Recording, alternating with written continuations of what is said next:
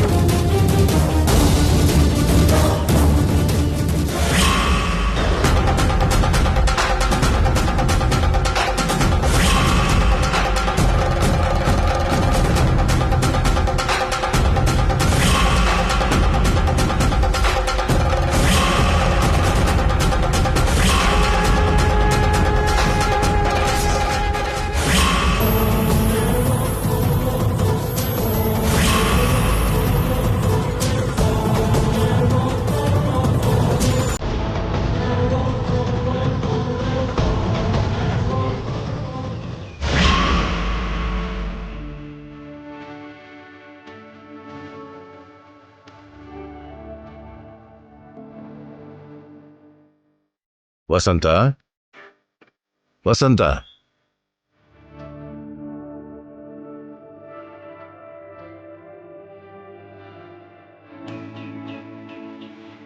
ಈಗ ಹೇಗಿದೆ?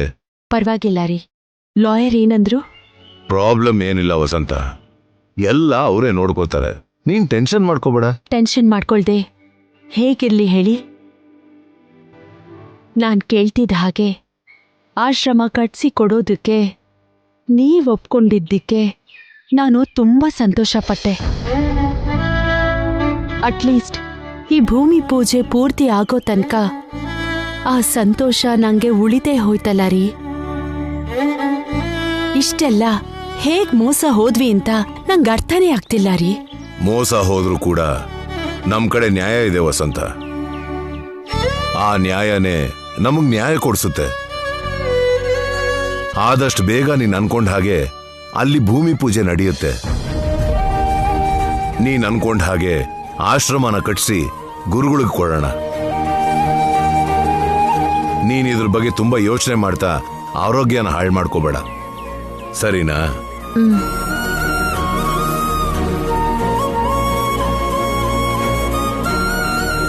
ರೆಸ್ಟ್ ತಗೋ.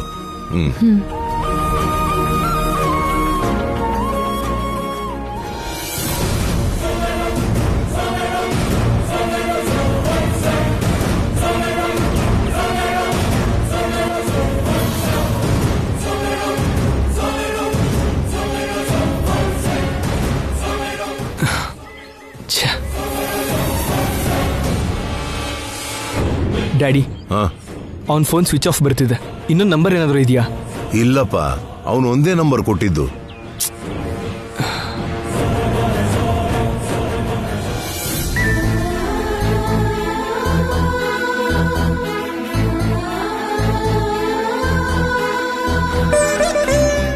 ಏನ್ ಕೃಷ್ಣ ಹೀಗ್ ಮಾಡ್ದೆ? ಮೊದಲನೇ ಸಲ ಅರುಣ್ ಭಾವನ್ ಹೆಸರಲ್ಲಿ ಸೈಟ್ ತಗೊಂಡ್ರೆ ಹೀಗ್ ಮಾಡ್ದ್ಯಲ್ಲ. ಹೀಗಾಗಿದ್ದಕ್ಕೆ ಮನೇಲಿ ಎಲ್ರು ಎಷ್ಟು ನೊಂದ್ಕೊಂಡಿದ್ದಾರೆ ಗೊತ್ತಾ? ಮುಖ್ಯವಾಗಿ ಅತ್ತೆಯವ್ರ ಬಗ್ಗೆ ನನಗ್ ತುಂಬಾ ಭಯ ಆಗ್ತಿದೆ. ಈ ಸಮಸ್ಯೆ ಪರಿಹಾರ ಆಗೋ ತನಕ ಅತ್ತೆ ಆರೋಗ್ಯ ಸರಿ ಆಗಲ್ವೇನೋ. ಆದಷ್ಟು ಬೇಗ ಈ ಸಮಸ್ಯೆಗೆ ಪರಿಹಾರ ತೋರ್ಸು ಕೃಷ್ಣ.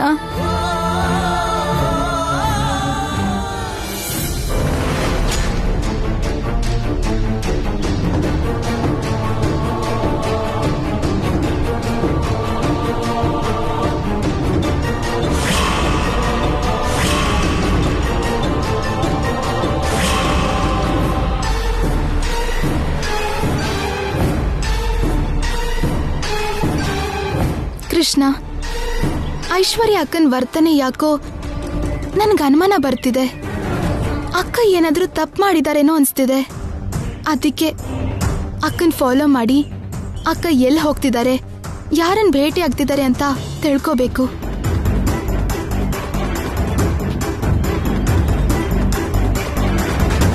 ಅಣ್ಣ ಅಣ್ಣ ನಿಲ್ಸಿ ಅಣ್ಣ. ಅಣ್ಣ, ಆ ಕಾರ್ನ ಫಾಲೋ ಮಾಡಿ.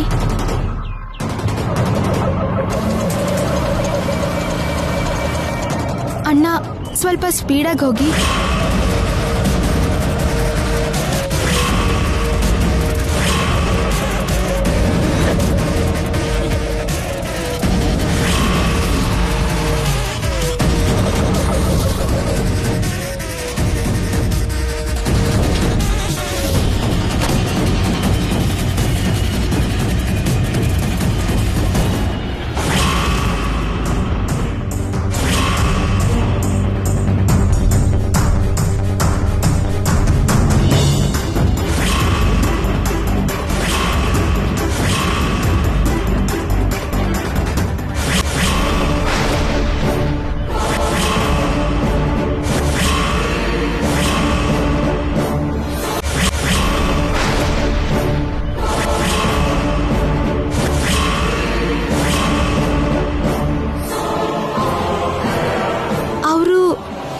ರಿಯಲ್ ಎಸ್ಟೇಟ್ ಬ್ರೋಕರ್ ಅಲ್ವಾ?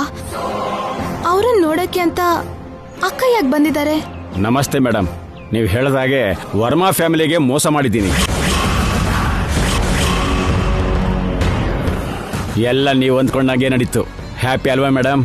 ಇಲ್ಲ, ನಾನು ಅನ್ಕೊಂಡ ಹಾಗೆ ಆಗಿಲ್ಲ.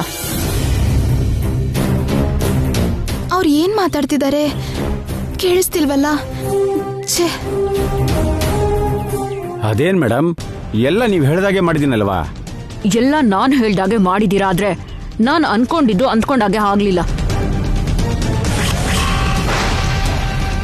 ನನಗೆ ಆನಂದ್ ವರ್ಮಾ ಮೇಲೆ ಕೋಪನೇ ಹೊರತು ಅವ್ರ ಮಗ ಅರುಣ್ ಮೇಲೆ ನನಗೆ ಕೋಪ ಇಲ್ಲ. ಜೊತೆಗೆ ಆ ಅರುಣ್ ನನ್ನ ಫ್ರೆಂಡ್ ಹಸ್ಬೆಂಡ್. ಸುಮ್ನೆ ಅರುಣ್ಗೆ ತೊಂದರೆ ಕೊಡೋದು ನನಗಿಷ್ಟ ಇಲ್ಲ.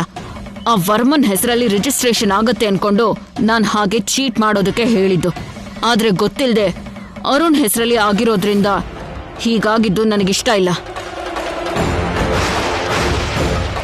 ಪ್ರಸಾದ್ ರಾವ್ ಅರುಣ್ಗೆ ಹಾಕಿರೋ ದುಡ್ಡನ್ನ ಮತ್ತೆ ಪ್ರಸಾದ್ ಅಕೌಂಟ್ಗೆ ಹಾಕ್ಸೋ ಹಾಗೆ ನಾನು ಮಾಡ್ತೀನಿ. ಈಗಲೇ ಪ್ರಸಾದ್ ಹತ್ರ ಮಾತಾಡಿ ಮತ್ತೆ ಆ ಲ್ಯಾಂಡ್ನ ಅರುಣ್ ಹೆಸರಿಗೆ ರಿಜಿಸ್ಟರ್ ಮಾಡಿಸ್ಬೇಕು ನೀವು. ಹಾಗಾಗೋದಿಲ್ಲ ಮೇಡಮ್. ಒಂದ್ಸಲ ಅವ್ರ ಹೆಸರಲ್ಲಿ ಪತ್ರ ಮಾಡಿದ್ಮೇಲೆ ಅವ್ರನ್ನ ಮಾತು ಕೇಳ್ತಾರಾ? ಕೇಳೋ ಹಾಗೆ ನೀವೇ ಮಾಡಬೇಕು. ಬೇಕು ಅಂದ್ರೆ ನಿಮಗಿನ್ನೂ 5 ಲಕ್ಷ ಕೊಡ್ತೀನಿ.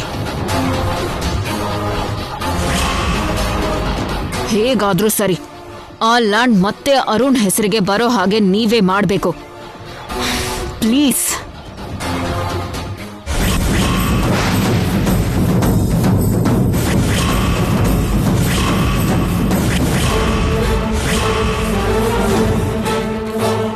ಅಯ್ಯೋ, ಅಕ್ಕ ಯಾಕೆ ಅವ್ರಿಗೆ ಕೈ ಮುಗ್ದು ಅಷ್ಟು ಬೇಡ್ಕೋತಿದ್ದಾರೆ? ಓಕೆ ಮೇಡಮ್, ಟ್ರೈ ಮಾಡ್ತೀನಿ. ಟ್ರೈ ಮಾಡೋದಲ್ಲ, ಕೆಲಸ ಪೂರ್ತಿ ಆಗ್ಬೇಕು. ಓಕೆ ಮೇಡಮ್, ನೀವು ಹೇಳ್ದಾಗೆ ಮಾಡ್ತೀನಿ. Thank you so much.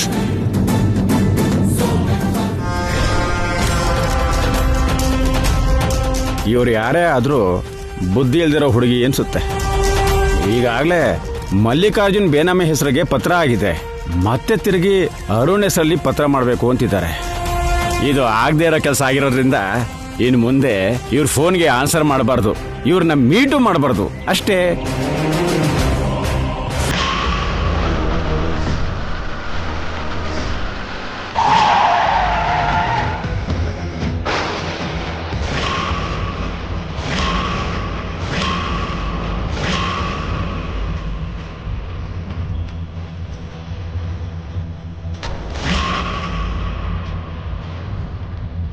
ಏನು ರೋಡ್ ಅಡ್ಡ ನಿಂತಿದ್ಯಲ್ಲ? ಅಡ್ಡ ದಾರಿಯಲ್ಲಿ ಹೋಗೋ ವ್ಯಕ್ತಿಗೆ ಅಡ್ಡಿ ಮಾಡ್ಬೇಕು ಅಂದ್ರೆ ಈಗ ಅಡ್ಡ ಬರೋದು ಅನಿವಾರ್ಯ. ಏಯ್, ಏನ್ ಮಾತಾಡ್ತಿದ್ಯಾ? ಕಣ್ಣಾರೆ ನೋಡಿ ಮಾತಾಡ್ತಾ ಇದ್ದೀನಿ.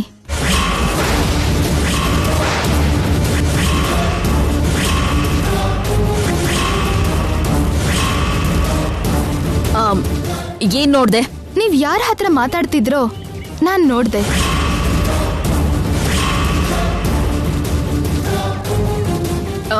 ಯಾರ ಹತ್ರ ಮಾತಾಡ್ದೆ ನಾನು? ನಮಗ್ ಮೋಸ ಮಾಡಿರೋ ಆ ಬ್ರೋಕರ್ ಹತ್ರ ಮಾತಾಡ್ತಾ ಇದ್ರಿ. ನೀವು ಅವ್ರ ಹತ್ರ ಮಾತಾಡಕ್ಕೆ ಇಷ್ಟು ದೂರ ಬಂದಿದ್ದೀರಾ ಅಂದ್ರೆ ನಡೆದಿರೋದ್ರಲ್ಲಿ ನಿಮ್ ತಪ್ಪು ಕೂಡ ಏನೋ ಇದೆ ಅಂತ ಅರ್ಥ ಆಯ್ತು ನನ್ಗೆ. ನಡೆದಿರೋದೇನೋ ನಡೆದೋಯ್ತು, ಈಗ್ಲೂ ಇನ್ನೂ ಕೈ ಮೀರಿಲ್ಲ. ಏನ್ ನಡೀತೋ ಹೇಳಿ. ಈ ಸಮಸ್ಯೆನ ಹೇಗ್ ಪರಿಹರಿಸ್ಬೋದೋ ನಾವಿಬ್ರು ಸೇರಿ ಯೋಚನೆ ಮಾಡೋಣ. ಹೇಳಿ. ಏನ್ ಹೇಳೋದು?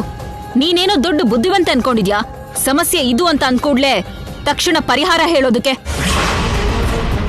ಎಲ್ರಿಗೂ ಅಡ್ಗೆ ಮಾಡಿ ಹಾಕ್ದಷ್ಟು ಸುಲಭ ಅಲ್ಲ ಈ ರೀತಿ ಸಮಸ್ಯೆನ ಸಾಲ್ವ್ ಮಾಡೋದು. ಹಾಗೆ ಹೇಳ್ಬಿಡಿ ಅಕ್ಕ. ಒಂದೊಂದ್ಸಲ ಚಿಕ್ಕ ಯೋಚನೆ ಕೂಡ ದೊಡ್ಡ ಸಮಸ್ಯೆಗೆ ಪರಿಹಾರ ತೋರಿಸುತ್ತೆ. ದಯವಿಟ್ಟು ಏನ್ ನಡೀತು ನನ್ನ ಹತ್ರ ಹೇಳಿ. ನಿನಗೆ ಹೇಳೋ ಅಗತ್ಯ ನನಗಿಲ್ಲ. ಆದ್ರೆ ನಿಮ್ಮಿಂದ ಹೇಳಿಸ್ಕೊಳ್ಳೋ ಅಗತ್ಯ ನನಗಿದೆ. ನಡೆದ ಘಟನೆಯಿಂದ ಅತ್ತೆ ಆರೋಗ್ಯ ಎಷ್ಟು ಹಾಳಾಗಿದ್ಯೋ ನೀವು ನೋಡಿದ್ದೀರಿ. ಅತ್ತೆ ಪರಿಸ್ಥಿತಿ ನೋಡಿ ಮಾವ ಎಷ್ಟು ನೊಂದ್ಕೊಂಡಿದ್ದಾರೆ ಅನ್ನೋದು ಕೂಡ ನಿಮ್ಗೂ ಗೊತ್ತು. ಕಣ್ಣಾರೆ ಅವ್ರ ಪರಿಸ್ಥಿತಿ ನೋಡಿದ್ರು ಕೂಡ ನೀವ್ ಹೀಗ್ ಮಾತಾಡ್ಬೇಡಿ. ಆದಷ್ಟು ಬೇಗ ಅವರಿಬ್ರು ನೋವನ್ನ ಕಡಿಮೆ ಮಾಡೋ ಕರ್ತವ್ಯ ನನ್ಗಿದೆ. ಮೋಸ ಹೋದ್ನಲ್ಲ ಅಂತ ಒದ್ದಾಡ್ತಿರೋ ಅರುಣ್ ಬಾವ ಅವ್ರ ನೋವನ್ನು ಕೂಡ ಕಡಿಮೆ ಮಾಡೋ ಕರ್ತವ್ಯನೂ ನನ್ಗಿದೆ. ನಿಂತು ಹೋಗಿರೋ ಭೂಮಿ ಪೂಜೆನ ಆದಷ್ಟು ಬೇಗ ನಡೆಸಬೇಕಾದ ಕರ್ತವ್ಯ ಕೂಡ ನನ್ಗಿದೆ. ಮರ್ಯಾದೆಯಾಗಿ ಏನಾಯ್ತು ಅಂತ ನಿಜ ಹೇಳಿ. ಇಲ್ದಿದ್ರೆ ಏನ್ ಮಾಡ್ತೀಯಾ ಹೇಳು? ಏನ್ ಮಾಡ್ತೀಯ ಅಂತ? ಏನ್ ಮಾಡ್ತೀನ? ನಿಮ್ ನಿಜವಾದ ರೂಪ ಎಲ್ರಿಗೂ ಗೊತ್ತಾಗೋ ಹಾಗೆ ಮಾಡ್ತೀನಿ.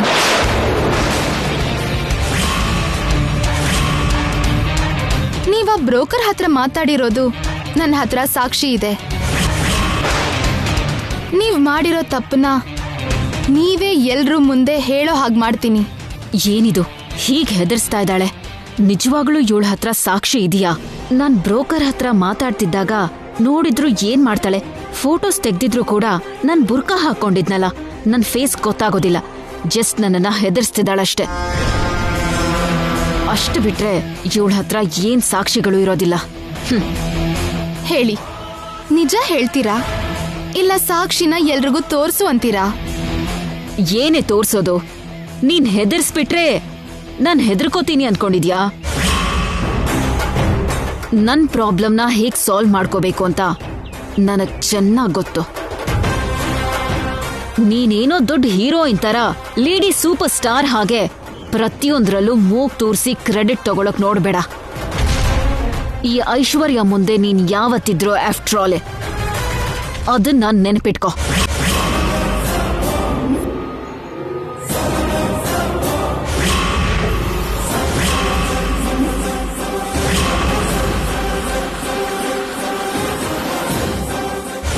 ಏನು ಆ ಲ್ಯಾಂಡ್ನ ಮತ್ತೆ ಅರುಣ್ ಹೆಸರಿಗೆ ರಿಜಿಸ್ಟರ್ ಮಾಡಿ ಅಂದ್ಲಾ? ಹೌದು ಸರ್. ಏನಕ್ಕಂತೆ? ಈ ಟ್ರಾನ್ಸಾಕ್ಷನ್ ಅಲ್ಲಿ ಅರುಣ್ ಎಂಟ್ರಿ ಆಗಿದ್ದಾರೆ ಅಂತ ಗೊತ್ತಿಲ್ಲದೆ ಆನಂದ್ ಗಜಪತಿ ವರ್ಮಾ ಮೇಲಿರೋ ಕೋಪದಿಂದ ಹಾಗೆ ಮಾಡಕ್ ಹೇಳಿದ್ರಂತೆ. ಅರುಣ್ ಅವ್ರ ಹೆಂಡತಿ ಈ ಲೇಡಿಗೆ ಫ್ರೆಂಡ್ ಅಂತೆ. ಅದಕ್ಕೆ ಮತ್ತೆ ಅರುಣ್ ಹೆಸರಲ್ಲಿ ಪತ್ರ ಮಾಡಿ ಅಂತಿದ್ದಾಳೆ. ಪ್ರಸಾದ್ ರಾವ್ ನಮ್ ಕಡೆಯವನು ಅನ್ನೋ ವಿಷಯ ಆ ಲೇಡಿ ಹೇಳಿದ್ಯಾ? ಇಲ್ಲ ಹೇಳಿಲ್ಲ sir. Good, very good. Sir, ಈಗ ನಾನು ಏನ್ ಮಾಡು ಅಂತೀರಾ? ನನ್ನ ಹತ್ರ ಮಾತಾಡಿದ್ಮೇಲೆ ನಿನ್ ಫೋನಿಂದ ಆ ಸಿಮ್ ಕಾರ್ಡ್ನ ತೆಗೆದ್ಬಿಡು. ನೀನು ಬೇರೆ ನಂಬರ್ ತಗೋ. ಸ್ವಲ್ಪ ದಿನದವರೆಗೂ ನೀನು ಎಲ್ಲಾದ್ರೂ ತಲೆ ಮರೆಸ್ಕೊಂಡಿರು. ಯಾವುದೇ ಕೆಲಸ ಇದ್ರೂ ಹೊರಗೆ ಬರಲೇಬೇಡ. ಓಕೆ? Okay okay sir.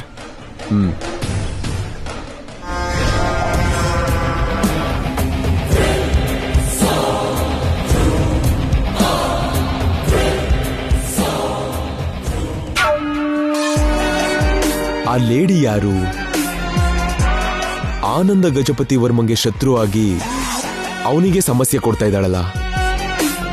ಆನಂದ ವರ್ಮನ್ ಮಗನ್ಗೆ ಬೇಕಾಗಿರೋ ವ್ಯಕ್ತಿ ಹಾಗೆ ಅವನಿಗೆ ಒಳ್ಳೇದ್ ಮಾಡಕ್ ನೋಡ್ತಿದ್ದಾಳಲ್ಲ. ತುಂಬಾ ಇಂಟ್ರೆಸ್ಟಿಂಗ್ ಆಗಿದೆಯಲ್ಲ ಈ ಕ್ಯಾರೆಕ್ಟರ್. ತಿಳ್ಕೋಬೇಕು, ಆ ಲೇಡಿ ಯಾರು ಅಂತ ಅರ್ಜೆಂಟಾಗಿ ತಿಳ್ಕೋಬೇಕು. ತಿಳ್ಕೋತೀನಿ, ಖಂಡಿತವಾಗ್ಲೂ ತಿಳ್ಕೋತೀನಿ. ಅರ್ಜುನ್, ಮಲ್ಲಿಕಾರ್ಜುನ್.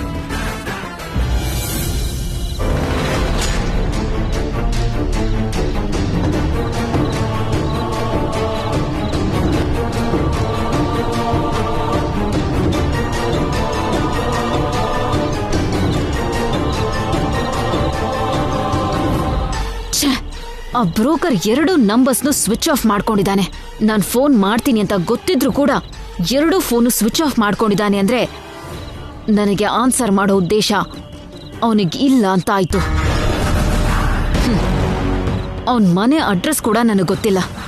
ಅವನನ್ನ ಹೇಗೆ ಹಿಡಿಯೋದು? ನಿಮ್ ನಿಜವಾದ ರೂಪ ಎಲ್ರಿಗೂ ಗೊತ್ತಾಗೋ ಹಾಗೆ ಮಾಡ್ತೀನಿ.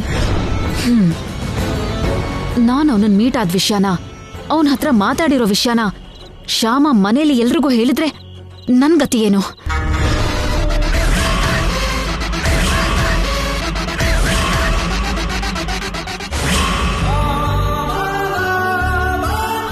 ನಿಮ್ದೇನು?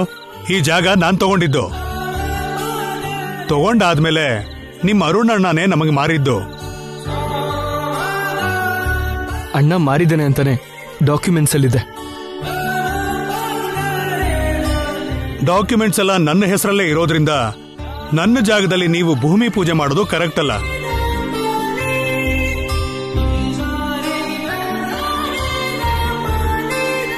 ಅತ್ತೆ,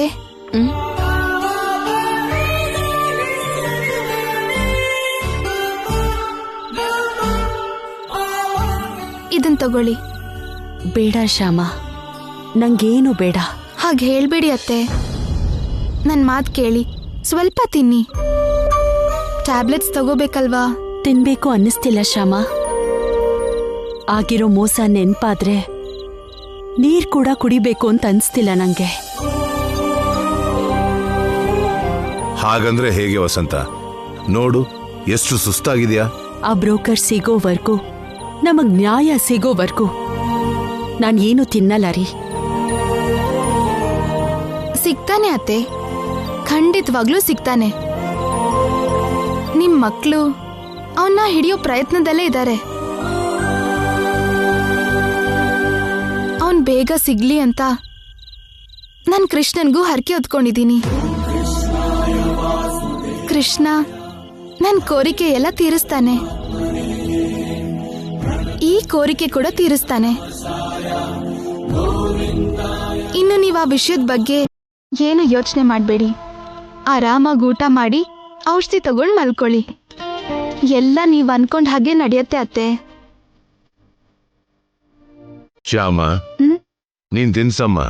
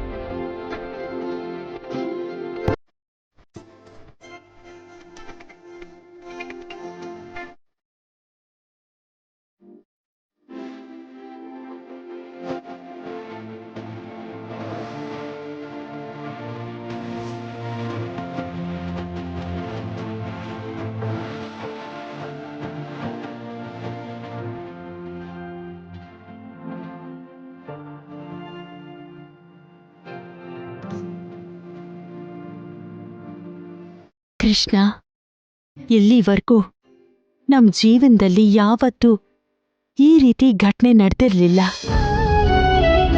ನಮ್ ಕುಟುಂಬ ಯಾರಿಗೂ ಹೀಗ್ ಮೋಸ ಮಾಡಿಲ್ಲ, ಯಾರ ಕೈಲೂ ಹೀಗ್ ಮೋಸ ಹೋಗಿಲ್ಲ. ಮೊದಲನೇ ಸಲ ಅರುಣ್ ಹೀಗ್ ಮೋಸ ಹೋಗಿದ್ದಾನೆ. ಅದು ಆಶ್ರಮಕ್ಕೆ ಸಂಬಂಧಪಟ್ಟಿರೋ ವಿಷಯದಲ್ಲಿ ಮೋಸ ಹೋದ. ಅದಕ್ಕೆ ನಂಗೆ ಇಷ್ಟೊಂದು ನೋವಾಗ್ತಿರೋದು. ನಮ್ಗೆ ಕರುಣೆ ತೋರ್ಸಪ್ಪ. ಈ ಅಪಾಯದಿಂದ ನೀನೇ ಪಾರು ಮಾಡಬೇಕು ಕೃಷ್ಣ.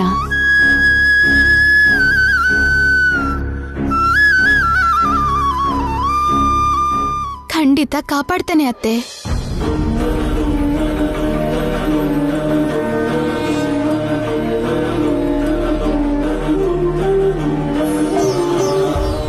ಅವನ್ನ ನಮ್ದವ್ರಿಗೆ ಅನ್ಯಾಯ ಆಗಕ್ ಬಿಡಲ್ಲ. ನೀವಿನ್ನೂ ಅದ್ರ ಬಗ್ಗೆ ಏನು ಯೋಚನೆ ಮಾಡಬೇಡಿ ಅತ್ತೆ. ಅದನ್ನೆಲ್ಲ ಈ ಕೃಷ್ಣನೇ ನೋಡ್ಕೋತಾನೆ.